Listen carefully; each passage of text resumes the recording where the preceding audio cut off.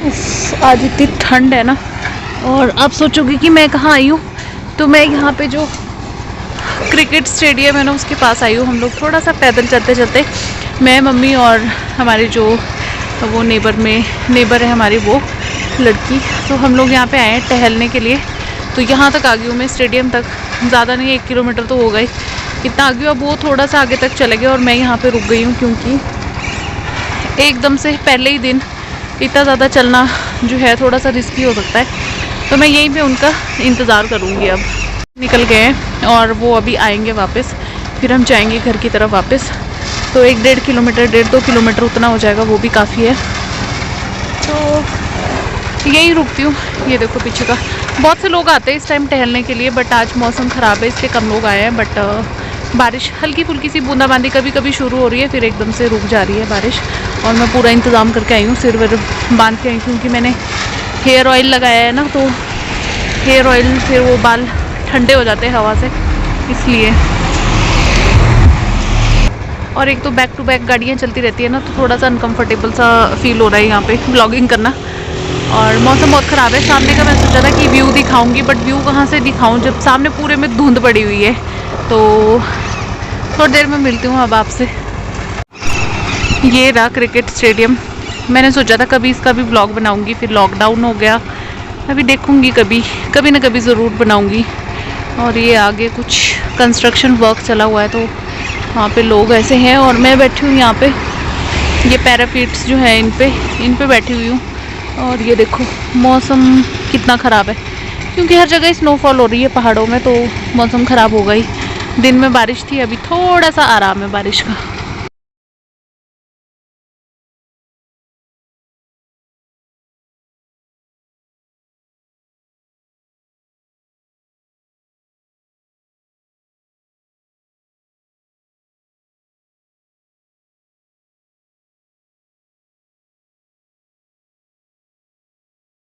ये तो धूप निकलने के बाद ये बर्फ़ और भी ज़्यादा चमक रही है, लेकिन फिर से बादल बादल आ रहे हैं वहाँ पे। ये देखो कितनी बर्फ़ पड़ गई है।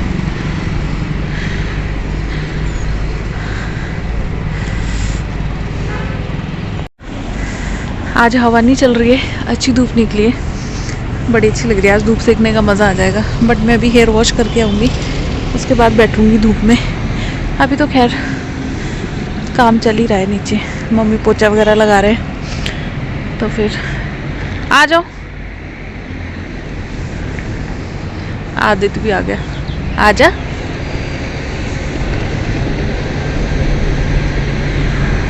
दो दिन से आदित्य हमारे पास ही सो रहा है, पता नहीं इसको क्या फील हो रहा है अब। मम्मा की सॉक्स पहन के अच्छा लग रहा है? चप्पल पहन पा रहे हो अच्छे से, है ना? मेरी सॉक्स पहनी है, उसमें वो पार्टीशन होता है ना फिंगर्स के लिए और उसके लिए अंगूठे के लिए, वो पहन के आदित्य बहुत खुश हो रहा है कि आदित्य अपनी चप्पल आसानी से पहन पा रहा है ना, नहीं तो शूज़ पहनने पड़ते थे, है ना?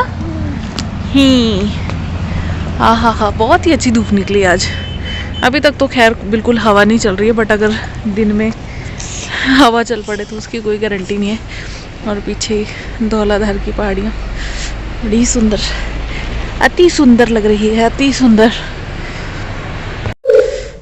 जब भी कभी नहा के आओ उसके बाद बोलते हैं कि पानी का 1 गिलास ज़रूर पीना चाहिए, अच्छा रहता है सेहत के लिए।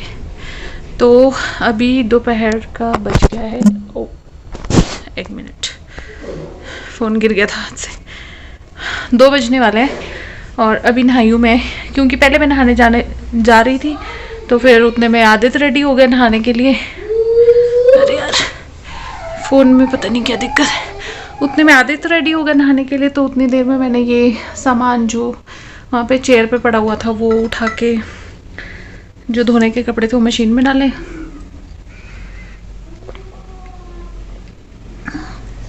और गर्म पानी है। मैं आजकल कोशिश कर रही हूँ कि गर्म पानी पीऊँ। ठंडा पानी मेरे दांत में लगता है। किस किस के साथ है ये दिक्कत? मुझे बहुत दिक्कत होती है, ठंडा पानी ना मेरे दांत में लगता है, सेंसिटिविटी बहुत ज़्यादा है। तो क्या कह रही थी मैं, कुछ कपड़े आज धुल गए हैं, कुछ अब कल धुलेंगे, क्योंकि पानी की बहुत ज़्यादा आजकल दिक्कत आ रही है। बर्फ़ पड़ रही है ना, तो उस वजह से पानी में भी कई बार डिले बहुत ज़्यादा हो जाता है आने में। कल भी पानी 2:30 बजे आया है, तो ये हमारे साथ थोड़ी सी दिक्कत है यहाँ पे पानी की। और जो ऊपर टंकी लगी है वो 500 लीटर की है, तो उसमें इतना पानी नहीं होता कि इनफ जो है वो 2 दिन के लिए चल जाए। बट अब हमें एक और जो है वो स्टोरेज के लिए कुछ ना कुछ लेना पड़ेगा पानी स्टोर करने के लिए। तो वो हम देखते हैं इस संडे को अगर टाइम मिला तो ले आएंगे, क्योंकि अब आगे आगे पानी की ज़्यादा ज़रूरत होने वाली है। पानी पी लेती हूँ, फिर मिलती हूँ आपसे।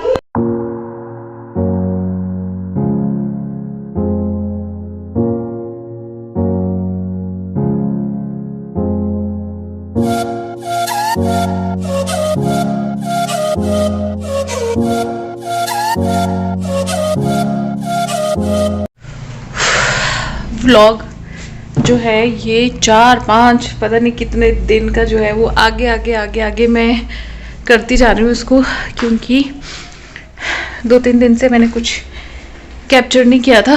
बट अभी मुझे लगा कि चलो थोड़ी सी बात आप लोगों से कर लेते हैं। एक बहुत ही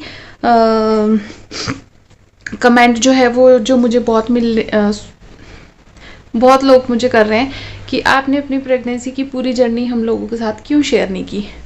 तो देखो, मेरा मेन मोटिव ये था कि सबसे पहले प्रेगनेंसी अनाउंस करना, कि ताकि आप लोग गैस करते रहो कि क्या आप प्रेग्नेंट हो, क्या प्रेग्नेंट हो, क्या प्रेग्नेंट हो। उससे अच्छा कि मैं आपको बताई दूँ कि हाँ ऐसा है ना, क्योंकि धोखे में रखना भी कोई अच्छी बात नहीं है।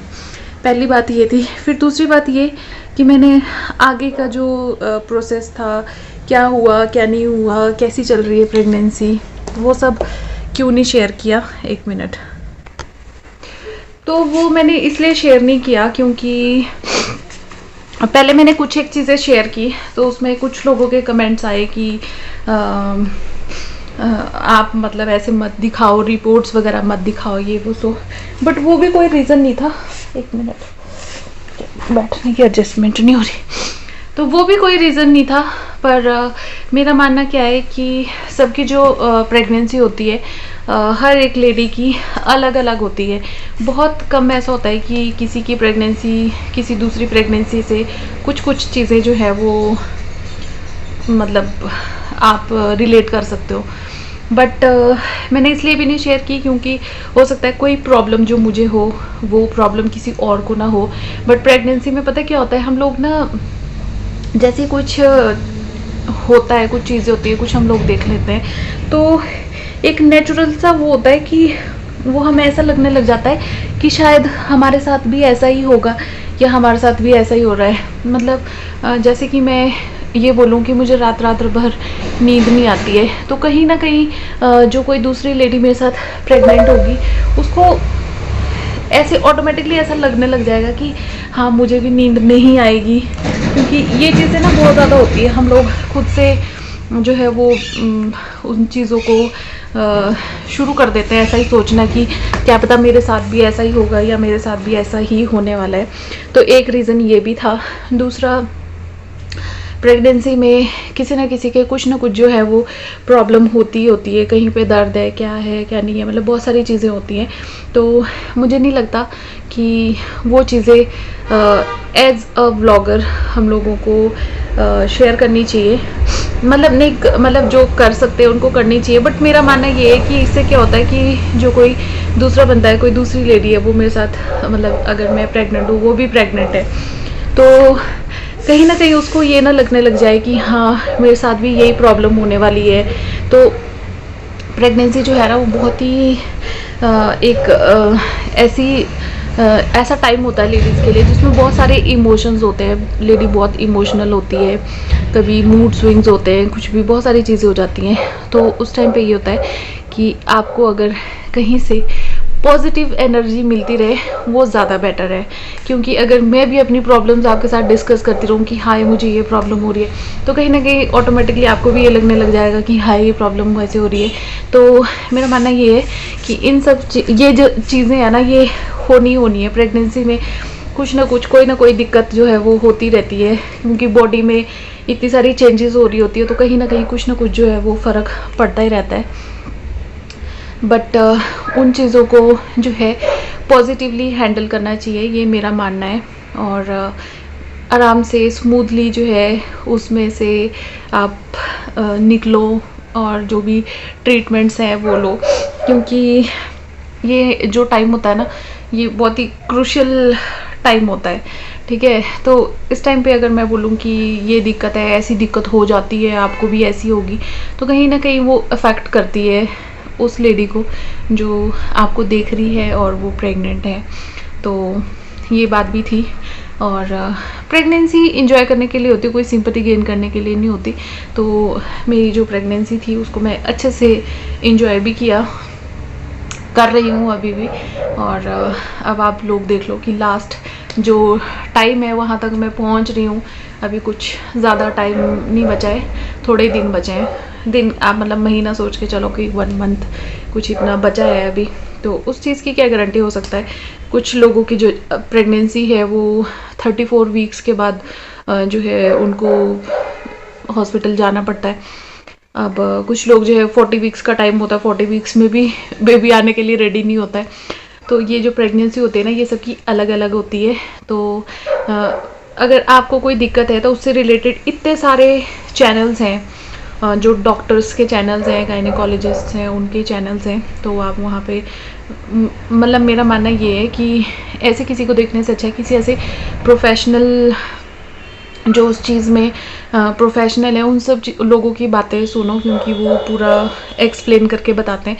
जो चीज़ें मैं आपको नहीं बता पाऊँगी वो चीज़ें डॉक्टर अगर कोई बता रहा है तो वो ज़्यादा बेटर हुआ ना। तो मेरा मानना ये है कि अगर आपको प्रेगनेंसी से रिलेटेड कोई भी ऐसी कोई बात है जो आप जानना चाहते हो, कुछ भी है, तो इतने सारे चैनल्स हैं यार यूट्यूब पे, इतनी सारी गायनेकोलॉजिस्ट्स हैं जो हर एक टेस्ट, कौन सा टेस्ट कब होना चाहिए, अगर वो टेस्ट मिस हो जाता है तो उसके बदले आप क्या कर सकते हैं। तो ऐसे बहुत सारे चैनल्स हैं, तो उनको देखो तो वो ज़्यादा बेटर रहेगा, इंस्टेड ऑफ कि आप जैसे मैं हूँ, मेरी रिपोर्ट्स अलग हैं, आपकी रिपोर्ट्स अलग होंगी, मेरा अल्ट्रासाउंड कुछ अलग आएगा, आपका अल्ट्रासाउंड कुछ अलग आएगा। तो उससे अच्छा है कि आप किसी प्रोफेशनल कोई ऐसा डॉक्टर हो जो उनका चैनल देखें। और ऐसे बहुत सारे चैनल्स हैं यूट्यूब पे।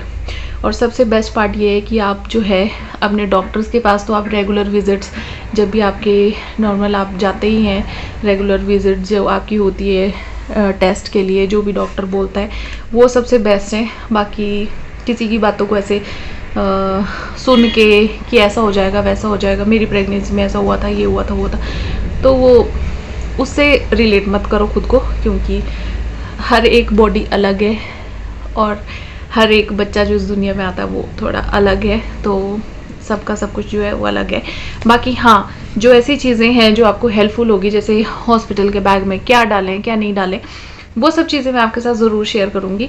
बट इस रिपोर्ट का मतलब ये है, इस रिपोर्ट का मतलब ये है, तो वो मैं सब नहीं कर सकती हूँ, क्योंकि मैं एक डॉक्टर नहीं हूँ। मेरी रिपोर्ट्स अलग आएंगी, आपकी रिपोर्ट्स अलग आएंगी, आपको डॉक्टर अलग तरीके से समझाएंगी मेरी रिपोर्ट्स को, मेरी डॉक्टर मुझे अलग तरीके से समझाएगी। तो इससे अच्छा है कि किसी ऐसे प्रेगनेंसी को फॉलो ना करके अच्छे से किसी जो डॉक्टर्स के चैनल है उसको सब्सक्राइब करो। और सारी इन्फॉर्मेशन आजकल मिल जाती है यार, सारी इन्फॉर्मेशन जो है यूट्यूब पे है, तो वहाँ पे चेक कर सकते हो।